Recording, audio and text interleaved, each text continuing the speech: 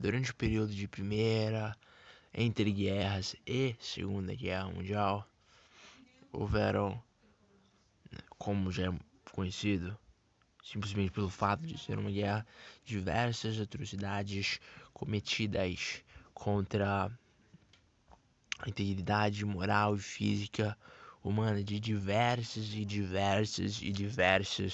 formas, tanto como de combatentes, como de pessoas que não tinham absolutamente nada ligado com a guerra, mas que de alguma forma foram afetados negativamente por elas. E tudo isso, todo esse montante de coisas, levou, após o fim da Segunda Guerra Mundial, um novo começo. Um novo começo onde havia realmente um reconhecimento daquilo que foi feito, daquilo que não foi bom, daquilo que realmente foi reconhecido como inaceitável daquele momento em diante. Houve, então, uma valorização da dignidade humana. Houve, naquele momento, uma mudança no comportamento e no pensamento de como o homem deveria ser tratado. É nesse momento que surgem as leis, é nesse momento que surgem ah, preceitos, é nesse momento que surgem princípios norteadores a como tratar o ser humano, baseado naquilo que havia ocorrido naqueles momentos de guerra. Nesse sentido, uma das técnicas mais utilizadas e logo após muito criminada é a tortura. A tortura era muito utilizada no meio dos combatentes, entre as tropas inimigas, para saber estratégias, planos e diversas outras informações que lhe eram válidas.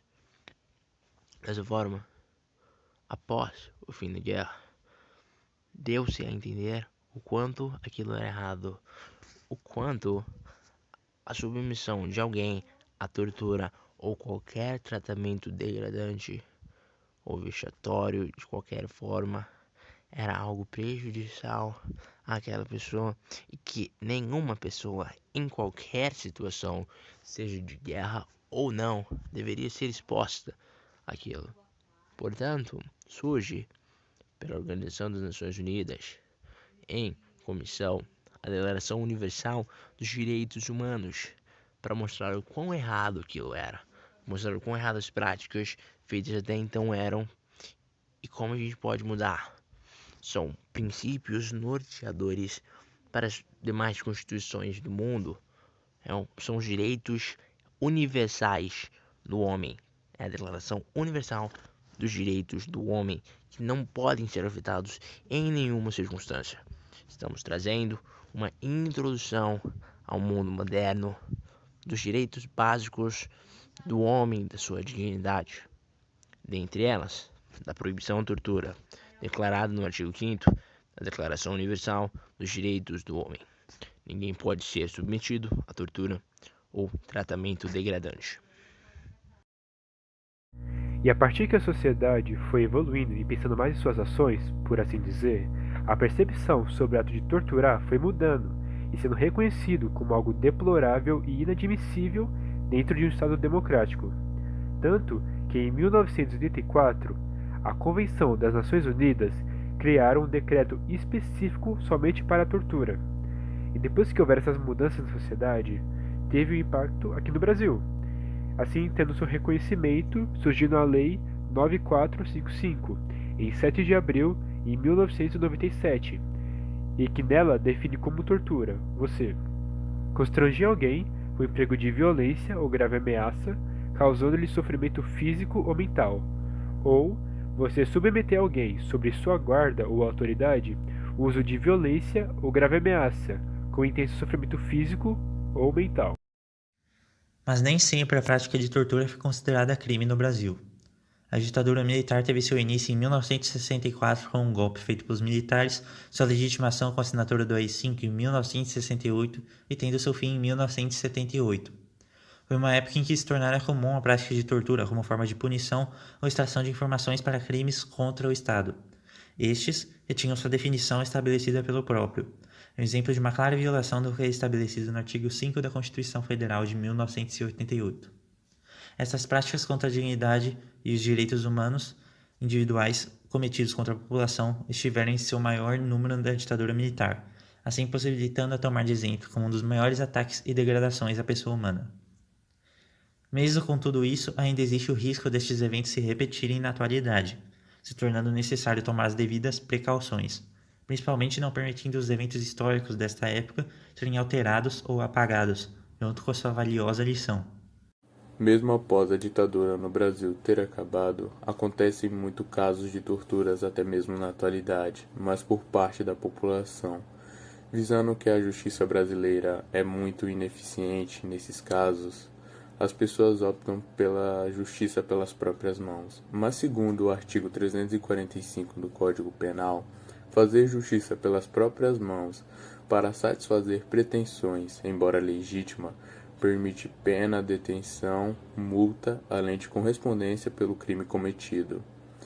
Até recentemente, tivemos um caso do Extremorumbi, que foi no mês de março de 2018, mas o caso só foi descoberto no mês de setembro do ano seguinte, ou seja, 2019, onde a polícia e os seguranças do local pegaram o indivíduo furtando, e de vez chamarem a polícia, resolveram levar o indivíduo para um local longe de câmeras e pegar ele com cabos de vassouras, arma de choques, e inclusive os vídeos foram gravados por esses policiais e foi exposto no G1 e também no Jornal Hoje no dia 20 de setembro de 2019, onde todo o público teve acesso. A lei de Lynch, que deu origem à palavra linchamento, vem desde 1837 sendo considerado crime, pois os indivíduos da própria sociedade buscam punir outros com métodos de torturas. E no Brasil acontece pelo menos um linchamento a cada dia. E podemos perceber que as pessoas que realizam um linchamento são bem vistas, pois as pessoas consideram que ela só quer proteger o local onde vivem e fazer justiça com as pessoas que realmente merecem. Podemos citar um local onde a tortura é praticada quase que diariamente, que são dentro das prisões, onde acontecem diversos casos, principalmente no Pará, com a superlotação no ano de 2019. Com a superlotação, ficaram muitos presos dentro de uma cela e muitos sofreram torturas. Por exemplo, uma reportagem que tivemos de João Paulo Guimarães no dia 2 do mês 8 de 2020, vemos um caso de Patrick, um carcerário que foi para a prisão no Pará, faltando apenas 15 meses para cumprir sua pena. E ele entrou com 65 quilos antes da prisão no Pará. E ele passou por esses 15 meses e saiu com incríveis 36 quilos e teve diversos problemas. E podemos acompanhar o antes e depois dele.